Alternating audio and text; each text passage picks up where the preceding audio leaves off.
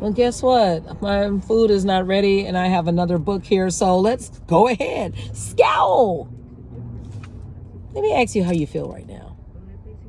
Are you feeling cranky? Like this creature here? Out of sorts? Perhaps a teeny bit touchy? Then flap over to Scowl's grumpy branch for a good old grouch and grumble. Remember Grouch in Sesame Street? He lived in garbage. Are you like that? Are you treasuring trash? Well, let it go. This is a fabulously funny tale about learning to deal with moods and emotions. Oh, we need this. This is by Steve Stallman and illustrated by Richard Watson. Yeah, you can't always be 100, in a, on top of the world. Life happens. Life happens. But we can rein in our reactions, responses. Scowl the owl lives in cheerful cupcake wood. All of the animals there are happy except Scowl. He is grumpy all the time. When it rains, Scowl complains that it's too wet. When it's sunny, he says it's too hot. So one day, the other animals decide to cheer him up. A bunny sings a happy song to him.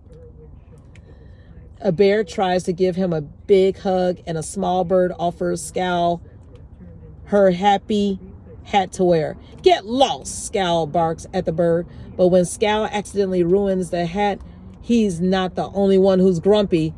And what's that funny feeling that's suddenly coming over him? Okay. Let's learn about this story. Oh, no, look at Scowl. Oh, he probably has a headache with those eyebrows going south like that. Then look at the other ones. Look at the other creatures. You're just happy, chirping. Come on. It's okay. It's okay.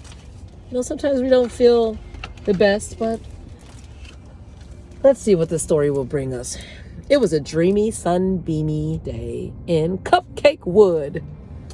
Birds sang sweetly, bunnies hopped happily, and a big brown bumbling bear sat behind a bush reading his newspaper.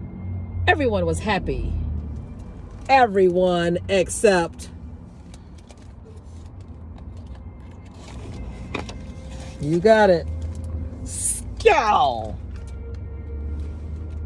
Bah, grumpy branch he's sitting on. Oh my goodness. What is the problem here? Scowl was grumpy no matter what the weather was like. Too white. Snow. He was even grumpy in his sleep. Are you serious? Look at that. Too hot. How can you be grumpy when you have your head on a pillow resting? Is that possible? Oh my goodness, maybe he had a sleep disorder. I don't know. The other animals decided that Scowl needed cheering up. One little bird had a great idea. You can wear my happy hat, she twittered, plunking it on Scowl's head. Happy hat.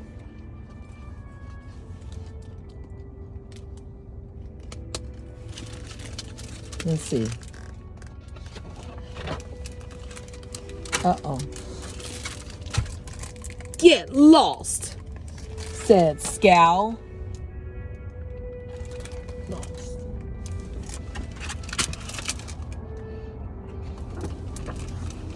Watch this. I'll sing Scowl my happy song, said a fluffy little bunny. I'll sing Scowl my happy song.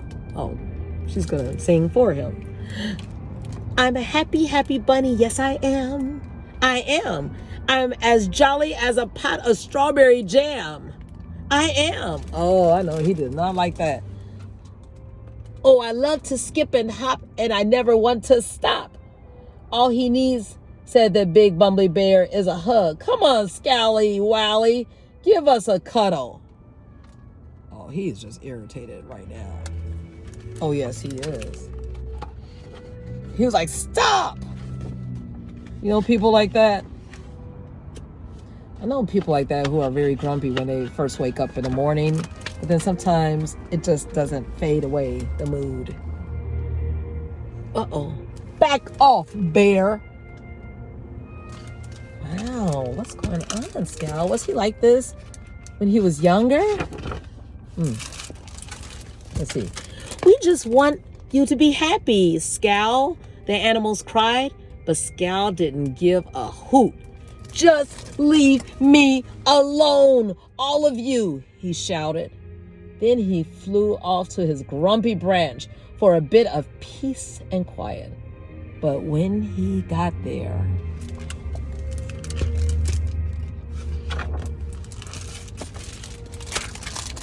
get lost, bellowed the little bird.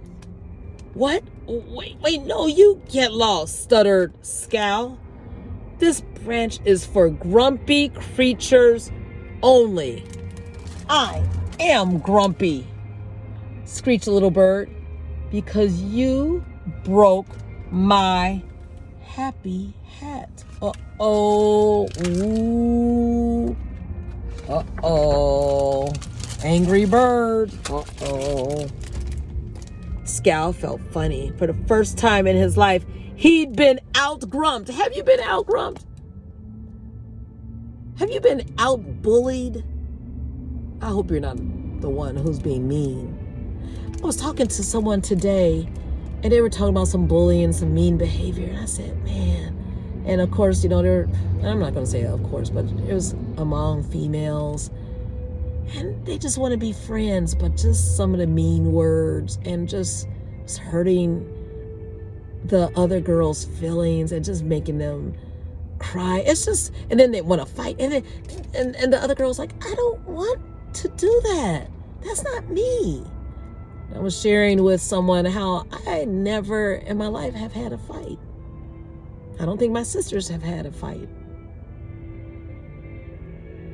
Now, I don't know. Maybe it's because of our, my sister's calling me now.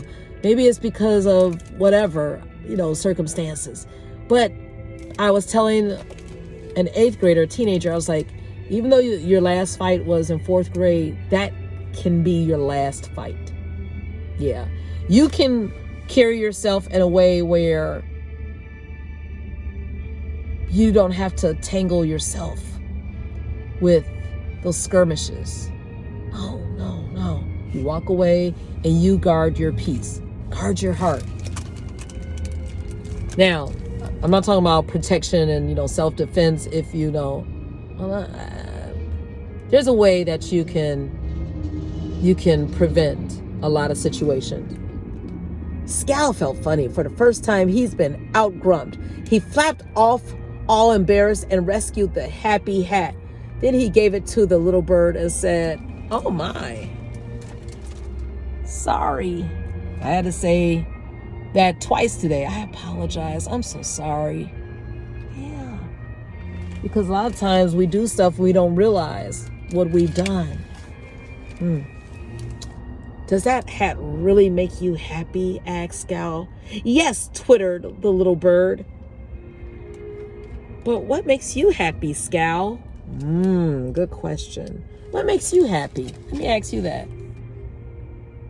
And I should ask myself that. What makes me happy?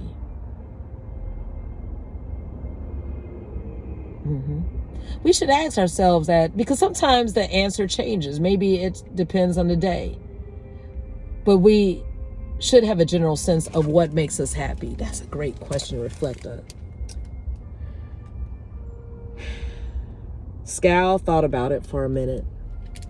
Being grumpy, he said, it's great fun. Okay, that's kind of warped. Hooray, they all cried. So we don't need to do anything to make you happy.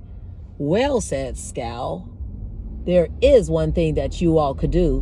What is it? They asked eagerly. What could they do to make Scal happy? Get lost. And they did. Oh, he was just something else. Goodbye. Some people are like that. All right. Steve Smallman, who is an author, has taken up writing his own stories after illustrating children's books for over 30 years. He also teaches illustration and mural painting workshops in schools. When he's not working, Steve found out what makes him happy: watching movies, television, gardening, and walking in the countryside. I could say one of the things that make me happy is walking outside, spending time outside too. Richard Watson grew up in small village North Lincolnshire, England. He studied illustration at the University School of Art, Lincoln University, and he has been working as an artist since 2003. He loves visiting art galleries, I do too, museums, watching movies, documentaries, and listening to music. Yeah, that's top on my list. Okay, well, thank you. I can think of so many other things that make me happy, but come up with your list and try to stick to it. You know, try to incorporate at least partial list of items every day, partial list of what makes you happy every day. All right, have a great evening. This was part 2. Hopefully my food is ready. Good evening.